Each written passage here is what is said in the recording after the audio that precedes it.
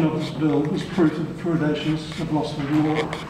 They have lost the scientific debate, and all that is left to them is dictatorial legislation.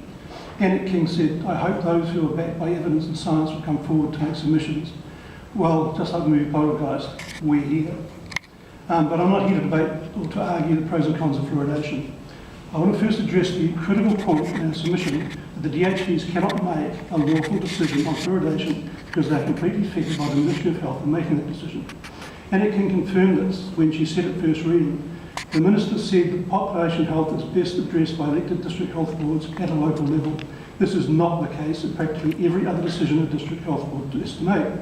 They are required by the Minister of Health, who has absolute say over what they do, through the letter of expectation to carry out the wishes of the government of the day. Rio Bond had it right. The government does want compulsory fluoridation and is simply hiding behind the DHBs to actually enforce it. Of course, this bill is the third strategy to come out of the quasi-secret fluoridation forums of the early 2000s of Atkin. Apparently no minutes were ever kept of these forums, so I was advised under the Official Information Act. How odd. The first was to get DHBs to sue councils who didn't fluoridate their water for the alleged extra costs of treating tooth decay. This was seriously proposed for a year or so, but was laughed at by the public and councils alike and was abandoned as untenable. Strategy 2 was to get councillors onto DHBs, brainwash them to become fluoridationists, and send them back to the DHBs as inside voters or moles on the council.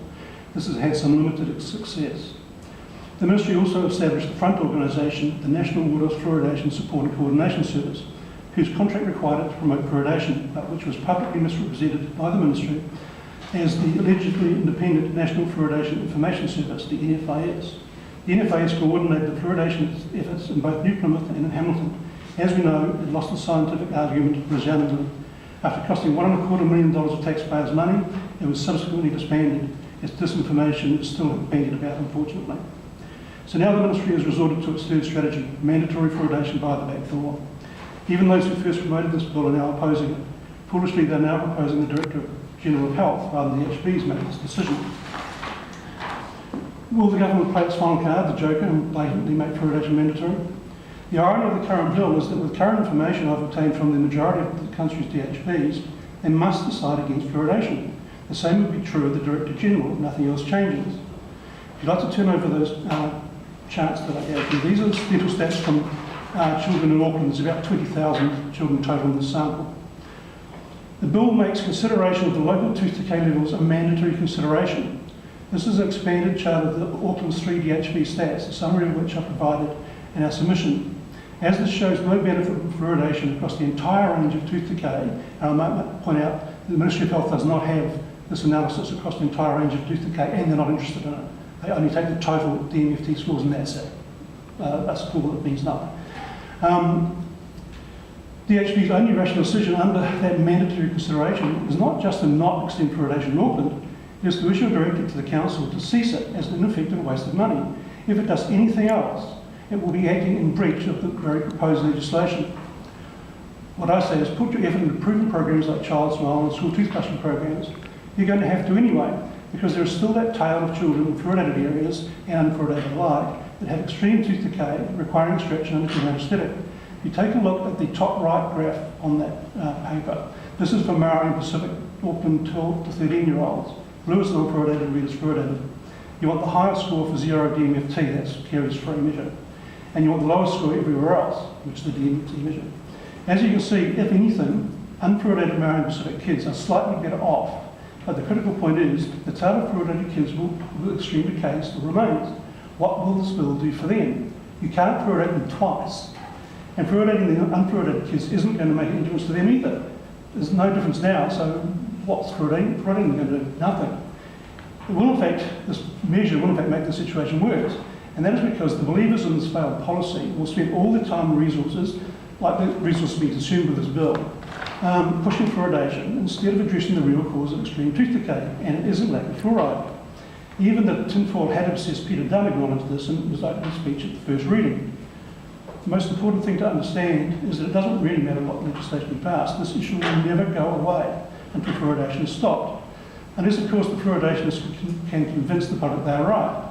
That would take a neutrally managed, extensive public scientific forum on the issue, with both sides presenting the science on a level playing field. not a taxpayer-funded propaganda blitzkrieg like we saw in post-tribunal Hamilton, Whakatane and Hastings, but on an even playing field, the fluoridationists will lose scientific debate, just like they lost New Plymouth and Hamilton, under a tribunal model recommended by the Ministry of Health as best practice.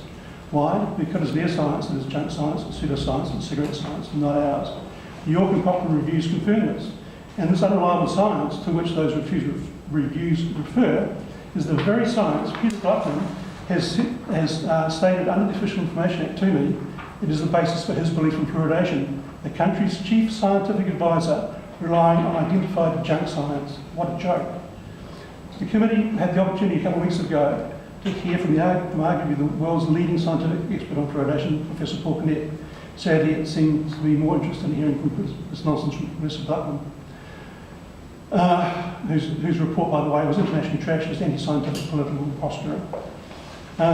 Emails that I obtained under the Official Information Act shows that this was just a bunch of fluoridationists, if I may use the vernacular, pissing each other's pockets.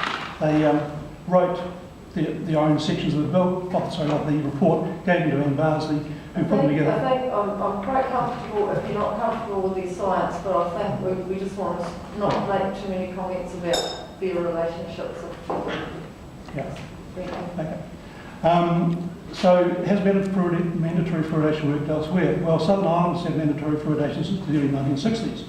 The fight there is just as strong, if not stronger, than it is here in New Zealand. In Canada and Ireland, the Greens, who are supporting the bill here, are actually at the forefront of the fight against fluoridation. They're very green, the Greens here seem a bit brown to me. When Queensland introduced mandatory fluoridation some years back, the backlash was severe. They repealed the legislation. When the UK introduced mandatory fluoridation through the back door, in the same way that this bill proposes to the strategic health associations, the first predetermined decision was met with judicial review. The SHAs were disbanded following that, before any fluoridation was implemented. The 1956 Royal Commission of Inquiry was supposed to end the fluoridation debate in New Zealand once and for all. Instead, it turned the Hastings Anti-Fluoridation Society into a national movement. Today, that movement is represented by Fluoride Free New Zealand. This bill has already increased support for that organisation. Passing it will increase it further. If you want this debate to go away, I would recommend you abandon this bill and pass constitutional law that public water supply should never, ever be used for supplying medical intervention. It is against all principles of modern pharmacology and human rights. Abandon the failed policy of water fluoridation, which the world's leading reviews have found ineffective and carrying potential risks. If the bill passes, my prediction is it will make the anti-fluoridation movement in New Zealand even stronger. It will destroy the credibility of people who pretend to be representing the New Zealand people. And the first decision, I would almost guarantee, will be met with a judicial review. Thank you. If you have any questions, I'm happy to answer them. Thank you. Does anyone have any questions to it? No, I think it was really clear because you've put in a very clear submission, and this will also be tabled as part of the process. I've got a little bit of time, which is a couple of things that came up in the first reading. One was the claim that New Zealand has less fluoride in its water, lower fluoride levels in its water than the rest of the world. It was made by Peter Dunn and Jonathan Coleman in a public statement. I OIA'd Peter Dunn on this. The information he sent me showed that he had no information on 170 of the 195 other countries in the world, and of the other 23 countries in which he did have, which came out of the Atkin report, 98% of those people drinking water had natural fluoride levels at the same level as New Zealand. In other words, the statement that New Zealand has low fluoride levels compared with the rest of the world is completely false. I have now OIA'd Mr. Dunn to ask him why he misrepresented the truth to the public. It was also asked, are we seriously suggesting we should believe our scientific experts as opposed to the Ministry of Health? I would point out that history tells us resounding years. The Ministry of Health would still have lead in petrol if we let them had our way, but one of the health advocates like myself. And we know from research that putting lead in petrol increased violent crime rates and then reduced it again 20 years after when it was stopped. The damage is done when children in the womb or very young. They become adults 20 years later and then when they can actually commit crimes. And we know that in the Ministry of Health and the Royal Society for that matter would have us still putting lead in petrol. And 245T, again, we know we were right and the Ministry was wrong.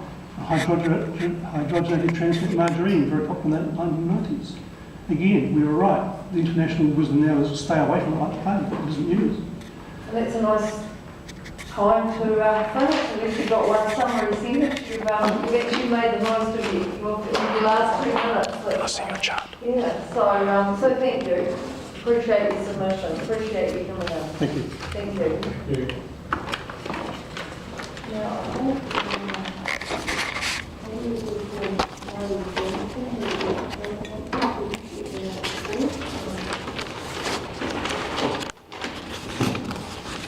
you're more than welcome to attend these teleconferences.